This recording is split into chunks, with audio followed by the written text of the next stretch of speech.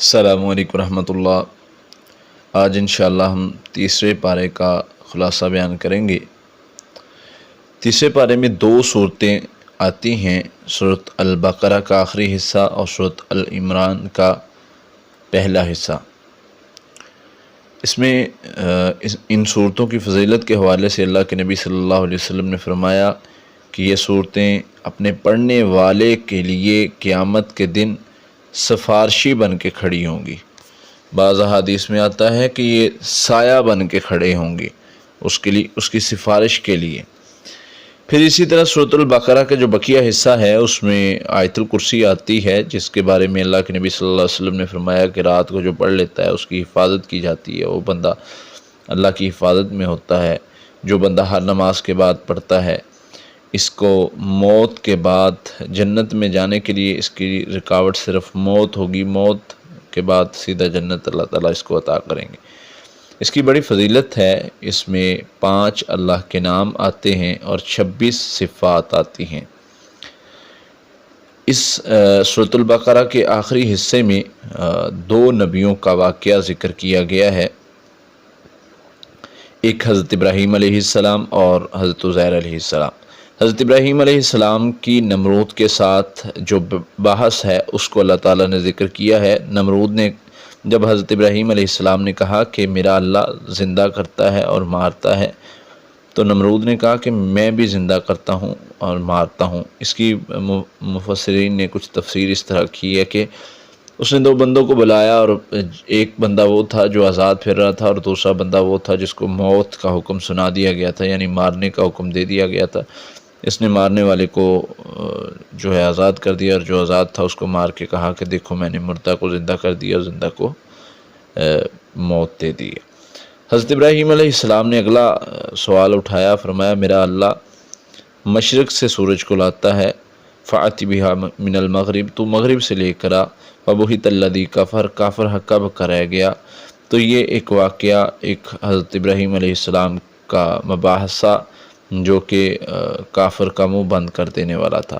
پھر اسی طرح حضرت عزیر علیہ السلام کا واقعہ ملتا ہے، ایک بستی کے پاس سے گزرے اور بستی کو دیکھا کہ وہ گری ہوئی تھی، بری طرح یعنی دبی ہوئی تھی، تو انہوں نے کہا اللہ اس بستی میں تو سب کچھ گرا ہوا ہے، کوئی بھی نہیں بچا، تو کیا تو ان کو بھی دوبارہ زندہ کرے گا؟ اللہ تعالیٰ نے انہیں، حضرت عزیر علیہ السلام کو وہاں پر موت دے دی، اور موت کتنی دیر کے لیے دی؟ 100 سال بعد دوبارہ زندہ کیا، اور پوچھا کتنی دیر سوئے ہو؟ حضرت عزیر علیہ السلام نے کہا کہ اللہ یہی کچھ دن یا دن کا کچھ حصہ۔ اللہ تعالیٰ نے فرمایا تجھے 100 سال کی نیند سلایا ہے، دیکھو اپنا کھانا پینا اور اپنا گدھا دیکھو، اور دیکھو میں کیسے قدرت کے ساتھ اس کو اکٹھا کرتا ہوں، کیسے ہم گوشت کو، ہڈیوں کو جوڑتے ہیں اور کیسے جان پھونکتے ہیں۔ پھر آگے چل کے کچھ اس بارے میں صدقے کے آداب کے حوالے سے کچھ چیزیں ذکر کی گئی ہیں، صدقے کی فضیلت پر، صدقے کے آداب پر، کن لوگوں پر خرچ کرنا ہے۔ اللہ تعالیٰ فرماتے ہیں کہ ایمان والو اپنی پکیزہ کمائی میں سے اللہ کے راستے میں خرچ کرو۔ پھر آگے اللہ فرماتے ہیں خرچ جو ظاہر کرتے ہیں، جو پوشیدہ کرتے ہیں، دونوں طرح جو خرچ کرتے ہیں اللہ تعالیٰ ان کو اجر دینے والا ہے۔ ہاں، خرچ کرنے کے لیے یہ شرط ضروری ہے کہ اللہ کی رضا کے لیے خرچ کیا جائے، تاکہ وہ قبولیت کو پہنچے۔ اگر اللہ کی رضا نہیں ہوگی تو وہ قبول نہیں ہوگا، یہ بھی اللہ تعالیٰ نے اس بارے میں بتایا۔ پھر اللہ فرماتے ہیں جو خرچ کرنے والے ہیں ان کے لیے ان کو نہ کوئی خوف ہوگا نہ کوئی غم ہوگا۔ حالانکہ یہاں پر اللہ تعالیٰ فرماتے ہیں شیطان یعیدکم الفقر ویأمرکم بالفحشاء، شیطان تمہیں ڈراتا ہے فقیری سے اور دعوت دیتا ہے گناہ کی طرف کہ تمہارا کیا بنے گا، کیا کرو گے۔ تو اللہ فرماتے ہیں کہ تم نے گھبرانا نہیں ہے، نہ کوئی خوف ہوگا نہ غم ہوگا، یعنی خوف ہوتا ہے آنے والے وقت کا، اور غم ہوتا ہے جو گزار کے آئے ہیں، تو کسی طرح کا بھی کوئی مسئلہ نہیں ہوگا۔ پھر اللہ فرماتے ہیں جو صدقہ کرنے والے، خرچ کرنے والے، ان کے لیے جنت ہے، باغات ہیں، ان کے لیے خوشخبریاں۔ اور اللہ تعالیٰ خرچ کرنے کی مثال بیان کرتے ہیں، یہاں پر اللہ فرماتے ہیں خرچ کرنے والے کی مثال ایسے ہی ہے جیسے ایک دانہ بوتا ہے، گندم کا دانہ بوتا ہے، اس کے ساتھ یعنی بالیاں نکلتی ہیں، اور اس ہر بالی میں 70 دانے ہوتے ہیں یا 100 دانہ ہوتا ہے۔ تو اللہ فرماتے ہیں کہ اللہ چاہے تو اس کو بھی زیادہ کر کے بڑھا کے دکھاتا ہے، بڑھا دیتا ہے۔ تو اللہ تعالیٰ یہاں سمجھانا چاہ رہے ہیں کہ جو 1 روپیہ صدقہ کرتا ہے اس کو اسی طرح 7 سے 10 گنا، 10 گنا سے 70 گنا، 70 گنا سے 700 گنا تک اللہ تعالیٰ اجر دیتے ہیں۔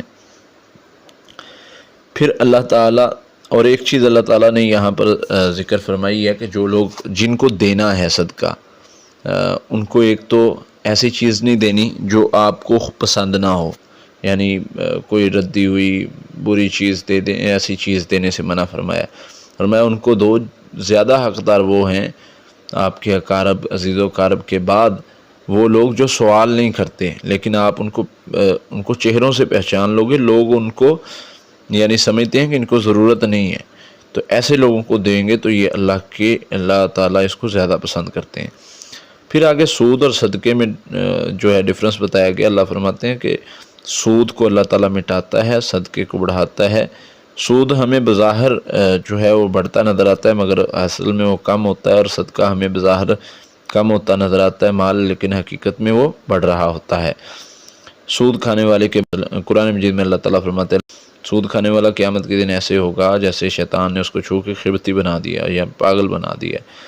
پھر جو سود کھانے والا، سود کھلانے والا، گواہی دینے والا، لکھنے والا، سب پر اللہ تعالیٰ نے لعنت کی ہے، اور اللہ اور اس کے رسول کے ساتھ اللہ تعالیٰ فرماتے ہیں اس کی جنگ ہے جو سود کھاتا ہے۔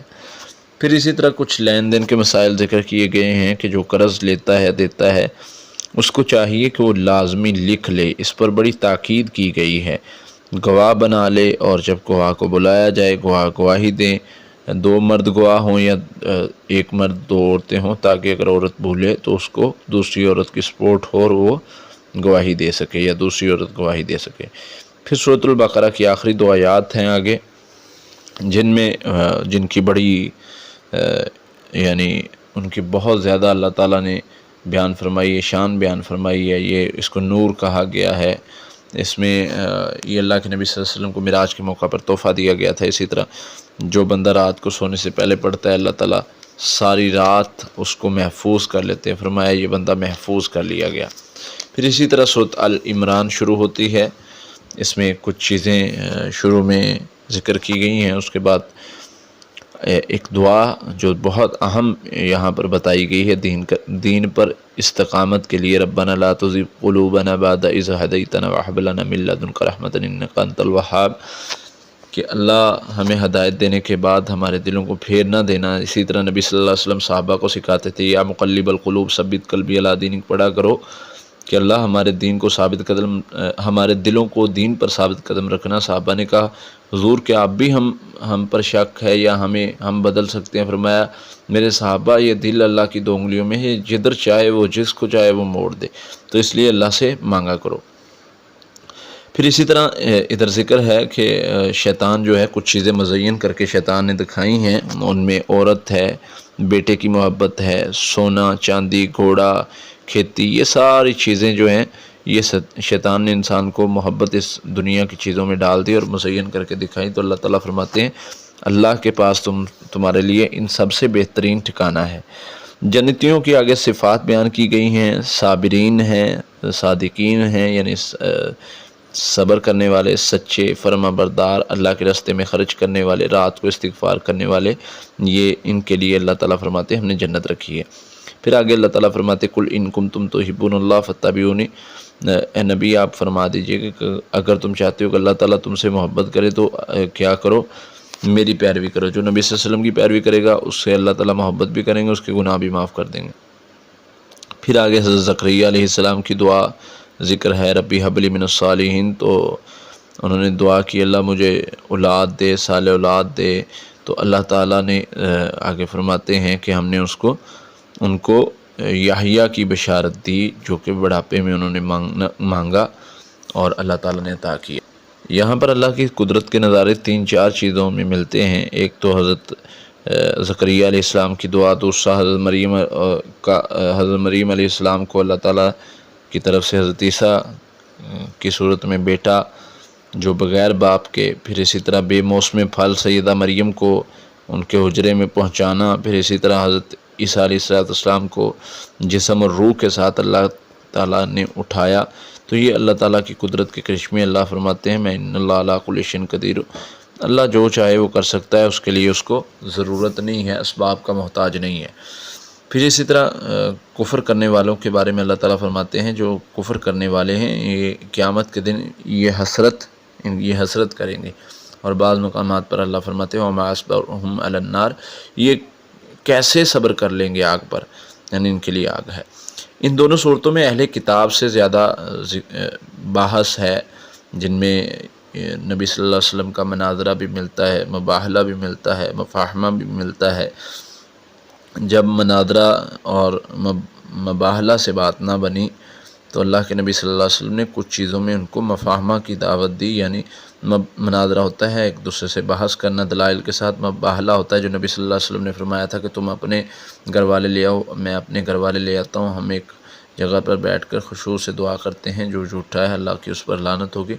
اور مفاہمہ ہوتا ہے جو نبی صلی اللہ علیہ وسلم قرآن مجید میں اللہ تعالیٰ نے ذکر کیا یا اہل الکتاب تعالو، اہل کتاب اس طرف اکٹھے ہو جاؤ، اس کلمے کی طرف جو تمہارے اور ہمارے درمیان اکٹھا ہے۔ وہ کیا ہے کہ اللہ پر ایمان لانا، اس کے ساتھ کسی کو شریک نہیں کرنا، یعنی اس چیز پر تو اکٹھے ہو جاؤ نا جو ہمارے اور تمہارے درمیان اکٹھی ہے، تو اس کو مفاہمہ کہا گیا ہے۔ پھر آگے آخر میں انبیاء سے عہد کا ذکر کیا گیا ہے کہ نبی صلی اللہ علیہ وسلم کے بارے میں جو اللہ تعالیٰ نے انبیاء سے عہد لیا تھا کہ تم عہد کرو کہ جب نبی صلی اللہ علیہ وسلم آئیں گے تو تم اپنی جو ہے تم نبی صلی اللہ علیہ وسلم پر ایمان لے آؤ گے، اور تمہاری جو قومیں امتیں ہوں گی وہ بھی ایمان لے آئیں گی۔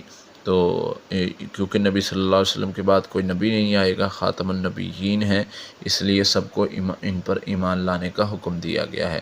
امام الانبیاء بھی ہیں، اس لیے انبیاء کو حکم دیا گیا کہ تم نے ان پر، اگر تم وہاں موجود ہو تو تم نے بھی ان پر ایمان لانا ہے، یعنی اپنی قوموں کو اس کی تربیت دینی ہے۔